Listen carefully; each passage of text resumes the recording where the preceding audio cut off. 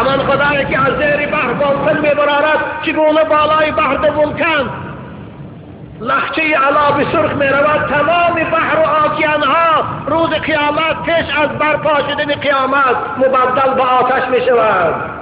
و اذا البحار سجرت، و یاد آر هنگامی را که این آبها و بحرها و آکیانها آتش داده میشود. بتوانند گریزند؟ نه، کلا لا وزر الى ربک یومئذ المستقر. آن روز دیگر جای گریز نیست. يقول الإنسان أين المفر كلا لا وزر. نه جای گریز نیست. نه ثروتمندها، نه پادشاهها، نه ملا و ایشانها، نه متکبران نمیتوانند از قبضه قدرت خدا گریزند. نمیتوانند. لا وزر. يقول الإنسان أين المفر. يقول الانسان الكافر. انسان کافر آن روز دهشت می گفتند جای گریز کجاست؟ در کجا پنهان شویم؟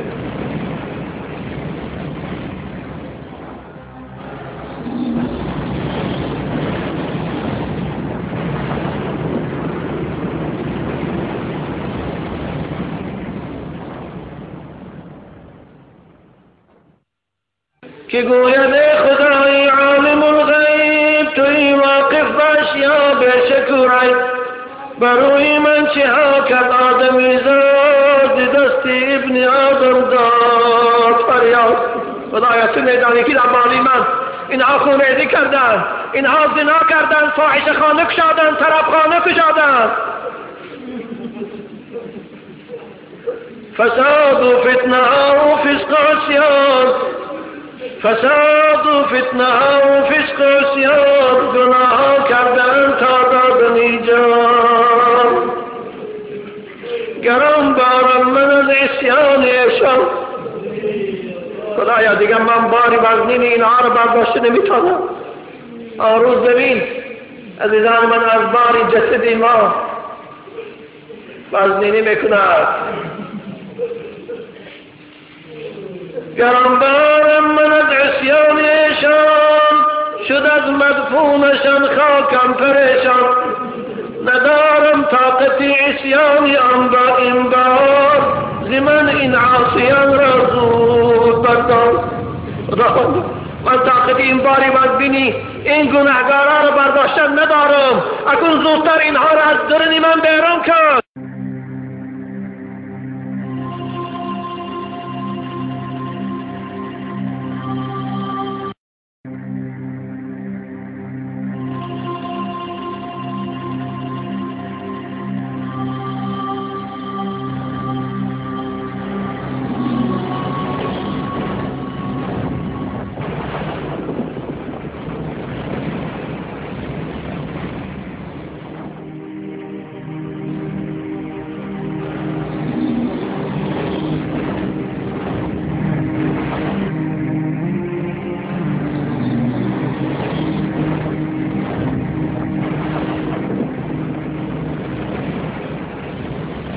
الملك اليوم لله الواحد القهار.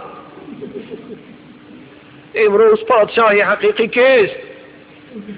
امروز فرمانروا کیست؟ امروز حکومت در دست کیست؟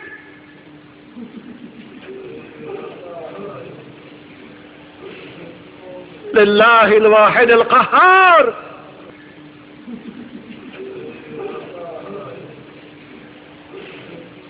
لله الواحد القهار.